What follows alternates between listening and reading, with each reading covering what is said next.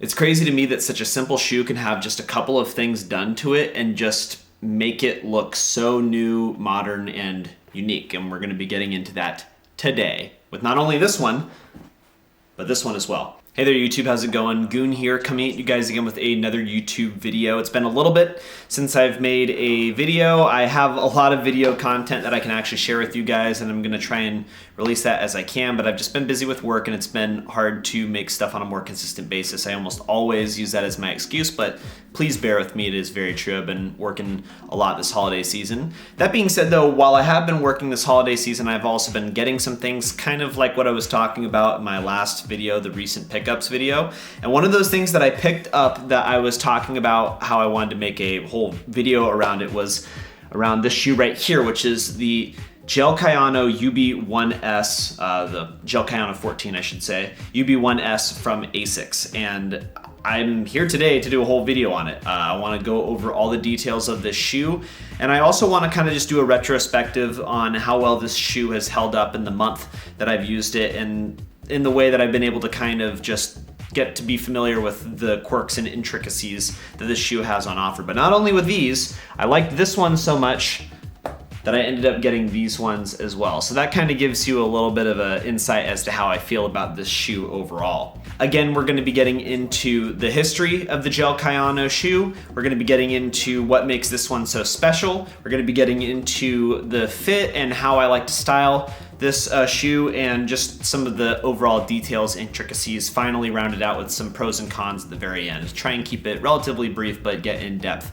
at the same time, like I usually do, but you know, I typically make long videos. I'll try and keep this compressed. So regarding the history of the Gel-Kayano shoe, it was originally developed in 1993 by Toshikazu Kayano, the namesake of the shoe itself. He was a shoe designer for Asics at the time. Kayano was tasked with making a shoe that could not only do well with long distance running and marathon running, but also something that can be used at home for training, as well as just general sort of light exercise. The way that Asics defined it at the time was cross training, just being able to work in that spectrum of workout scenarios. And he did such a good job that to this very day, I believe there's over 25 different Gel-Kayano models coming out almost yearly at this point, with new iterations and just little tweaks and that kind of thing to be able to make the shoe the best that it possibly can be. The Gel-Kayano 14 that we have here is a shoe that came out in 2008. This one is the UB1-S model, however, it has some slight changes and we'll be getting into that in the video. But this shoe in particular, this 2008 model, was re-editioned just this last year as a part of a collaboration with Kiko Kostadinov. Now, you're probably clicking on this video because you know this shoe is a pseudo collaboration with Kiko Kostadinov. And just to preface, Kiko is a prodigal son within the fashion industry, a young Turk of sorts. He graduated from Central St. Martin's, has a really rabid fan base that really loves the kind of design ethos he uses to imbue into his line, his Affix work label that he does with other people, as well as the Asics collaboration that has kind of propelled him into the limelight. His first collaboration was back in 2017, and it was a part of his runway show. It was the Gelbers 1, a collage between two different Asics shoes. He's gone on to do many different collaborations with Asics, all slightly different models, all tweaks of sorts that have this sort of quirky design ethos that Kiko is known for. But just this last year, he announced that he is no longer going to be doing Kiko X Asics collaborations, nothing where it's the designer collaborating with the brand. He is now a creative director at the Asics sports style label, so his design ethos is immediately being imbued into the shoes that are a part of said label. And the first kind of inaugural shoe to come out under that sort of collaboration is this right here, which is the, like I mentioned and like the title says right here, the Gel-Kayano 14 UB1-S. While it doesn't really make any difference to me, the hype around this shoe was kind of weird. It was wishy-washy. Some people were really excited about getting another Kiko Asics shoe. Some people can really be damned, and some people probably didn't even know about it because of how sort of clandestine it is. It wasn't like a, hey, this is Kiko and Asics, even though there was some press around it. So it's interesting to say the least. With that in mind, however, I'd like to get into the details and why I think that this shoe is just a fantastic foray for the Asics brand, and why I'm excited to see what comes out in the future for the sports style label as a whole. The first thing that we got to talk about is The box, it wouldn't be a complete review if we didn't talk about it. It's a pretty simple box. It's a brown sort of recycled looking box, and it uses this motif right here, this zigzag pattern that we will be seeing on the shoes as well. It's nice to see how it crosses over onto the box itself. Besides that, there's nothing particularly special about it. We have the size tag right here, as well as the fact that this is a ortholite shoe, which is just the specific type of gel technology that this one uses. Since I've mentioned the size on this one, I want to talk about the sizing for the shoe overall.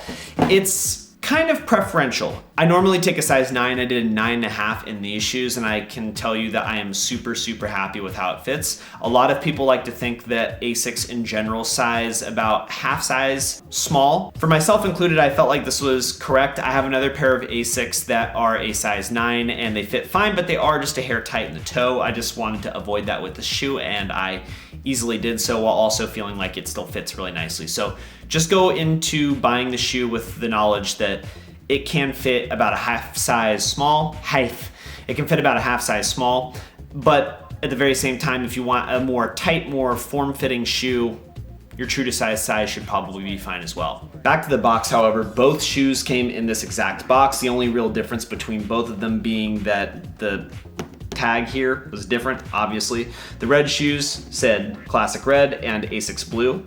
There's no real blue on that shoe. And the other one, I believe, said Piedmont gray, which, looking at this, looks a little bit more of like a matcha green to me. But, you know, shoe companies and their color coding can be odd. It's no different here.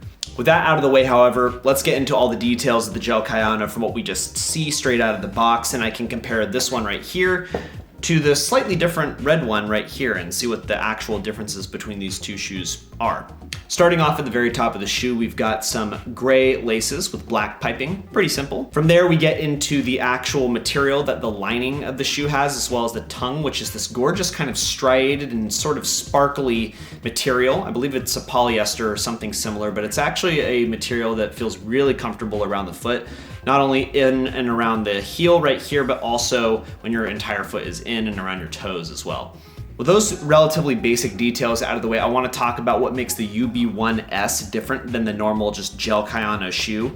The first thing that you're going to see here is this sort of plastic grating that is not only here on the toe box, on this mid portion, but it just kind of comprises the entire sort of base layer of the shoe. This is one of those defining differences. I believe it's some type of plastic grating. Not only does it take to light in a relatively interesting way, which I hope I'm showing in the B-roll, but it just kind of feels cool in hand as well. In person, it just takes on this sort of luxe quality while, you know, feeling very utilitarian at the same time. It's really interesting in that respect. This is the same across both shoe models. While the red one has a more, well, obviously reddish base layer to it, it still has that sort of plastic overlayer, this plastic cage of sorts, and it's a little bit more evident on this model versus the Piedmont gray version. The other unique detail from this UB1-S model is the fact that the tongue itself has this little pull tab that you can see right here that just allows you to be able to pull the shoe on easier when you're getting it on. Unique. It has a kind of cool look to it as well. It's just one of those really gentle touches that sort of elevates the shoe overall and makes the colors kind of intermingle. On top of that, it has that zigzag pattern that is the sort of motif for this entire collection, so it's interesting to say the least. Something that we could see on the footbed of both of these shoes is a Asics branding on the inside that also utilizes that zigzag pattern to just kind of keep with the motif of the entire collection. The upper on both of these shoes has a relatively unique kind of caging system, and I think on top of this gray plastic cage that I've been talking about, it just sort of gives it that little extra bit of oomph that makes it look like it's not just a pair of GR shoes, even though these are a general release pair of shoes. The upper has all these gorgeous natural forms on it. The toe box has this sort of diagonal swooping wave-like form that I always love to look at.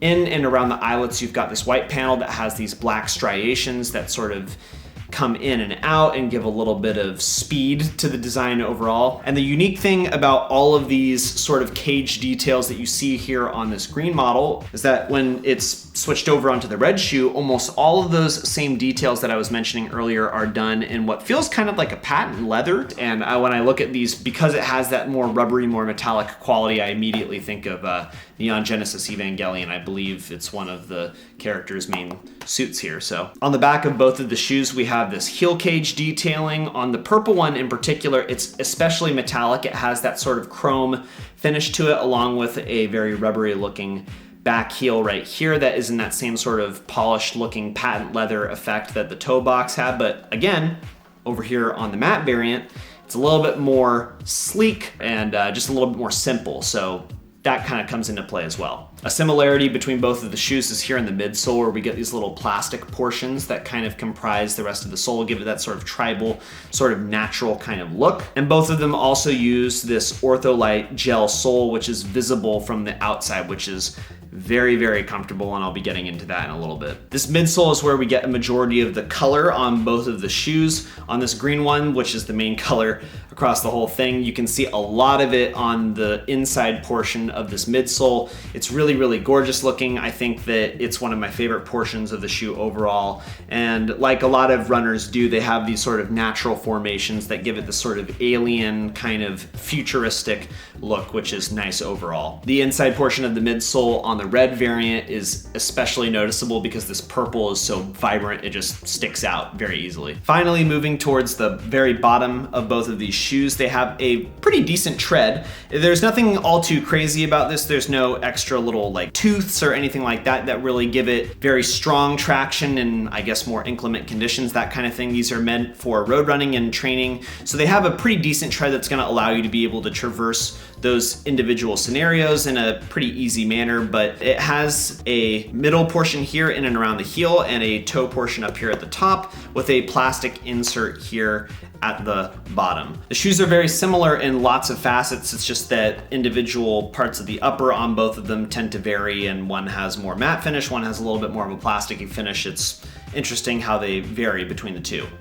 So like the video is titled, I've had both of these shoes for about a month now, and being able to wear them on a very consistent basis, I can easily say that these are one of the comfiest shoes that I've ever worn. And my friend Mike said that it was his shoe of the year, and I would completely agree. These are pretty much shoe of the year for me. What makes them so special is that they have all of these implicit sort of design quirks to them that you would see on a typical running shoe, but just the very slight tweaks like the tongue here, as well as the green coloration, the plastic caging. It just gives it that little bit of oomph that makes them so much more noticeable than your typical pair of Asics, and I love it for that reason. At the very same time, while these are a little bit more fashionable and they have that very, murky cosign, these are also a cross-training shoe like I was talking about in the history. So the comfort that the gel Ortholite sole offers is just ineffable. It feels like you're walking on clouds. I mean, I don't necessarily know how I would compare this to a Ultra Boost or a Nike proprietary foam per se, but what I can say is that when I'm in these shoes, my foot loves to sink into them ever so slightly, but there's not a ton of give where it would feel like, you're walking on something that could just fall apart at any moment. These are insanely comfortable, but I've definitely taken these out as my go-to walking shoe or my go-to running shoe when I decide to. But at the very same time, however, these still work well for the more fashion-forward individual because of how elegant the color choices are. So it really sort of dips its toes into so many different areas of the wearable spectrum and does such a good job in all of them at the very same time. So now I want to get into some styling for both of these shoes. I'll do two fits with the green ones because I think that they're a little bit more stylable in my wardrobe, and I'll just do one with the red to kind of give a lens into the more funky kind of aesthetic that I can use with these. So for the first outfit, as we can see here, I'm using a black beanie on top. I've got my J63AFO as a underlayer with my J27 GTPL on top. I've got the P27 HDSs on the bottom, and then I'm using the Piedmont gray version of the Gel-Kayano 14 UB1-S as the shoes. It's a very acronym fit, obviously. I mean, I use the coated morph bag as well, which gives it a little bit more of a, kind of aesthetic, but come on here. This is a very tech looking aesthetic, and I just kind of want to show how well those shoes work in with that whole look. again, this is sort of testament to that idea that I was mentioning earlier, that having something that has these green tones in it, but not, a very tried and true military RAF green or something similar, just kind of livens up the fit as a whole and sort of lends itself to that more militaristic, more futuristic look while, obviously being its own thing. I like the way that the pants interact with the shoes, having this strong cutoff between where the pant ends, having this large crop, and then having a chunkier dad or athletic shoe has a nice look to it overall. It lets the shoes stand on their own, and then the rest of the outfit is allowed to have some breathing room too. It's a nice balance between both of those elements. For the second outfit, I'm utilizing the red and purple shoes into something very wide and kind of uniquely sartorial, I guess. For the jacket, I'm using this Sillage Essential 3-pocket coat from their Essential collection, a really awesome piece. Again, something that I want to talk about in an upcoming review video, going over what I got this holiday season. We'll leave it for then. On the bottom, I've got these Yohji Yamamoto Sight suspender trousers that have this interesting sort of fold over paper bag effect. I've got the shoes on the bottom. This is something that has a sort of playful effect to it because of how wide everything is. This is also punctuated by the fact that the Sight trousers have a very strong sort of proportion giving quality, and that the belt folds over, so I can tuck a shirt, a sweater, whatever I'd like into them, and that just says, hey, this is where my waist is. So for this last outfit, I used the Piedmont gray versions once again, but I'm doing something a little bit more playful here, just something that's a little bit more quirky in terms of looks. On top, I've got the Engineered Garments bucket hat. I've got the Landlord bomber jacket. I'm using my Fumito Ganryu silver trousers that are pooling on top of, again, the Piedmont gray shoes. And for my bag, I'm using this Synthesis Plus shopping bag, which is very special, and I will be talking about it in a recent pickups video. I really like this fit overall because it has that same sort of casual effervescence that first acronym fit had, but this doesn't have that same sort of cyberpunk dystopian aesthetic to it. This is just a little bit more playful, a little bit more eclectic, if anything, just using a lot of different aesthetics, but having certain elements that just emphasize certain parts of the silhouette while being slouchy in others, etc., etc. I really like how the pants rest on top of the shoes here, and because the shoes have that wired plastic cage, it really interacts well with the silver finish that the pants have. On top of that, this also interacts with the Dyneema bag, so you're getting this really interesting gray interaction between the bag, pants, and the shoes. On top of that, this is also linked up with the silver sunglasses, the Mikita sunglasses, to kind of make it all intermingle as well, so it's really nice in that respect. Now that we're done with the history, styling, and all of the details, I want to talk about some overall pros and cons of the shoe, and then I'll let you guys be on your way.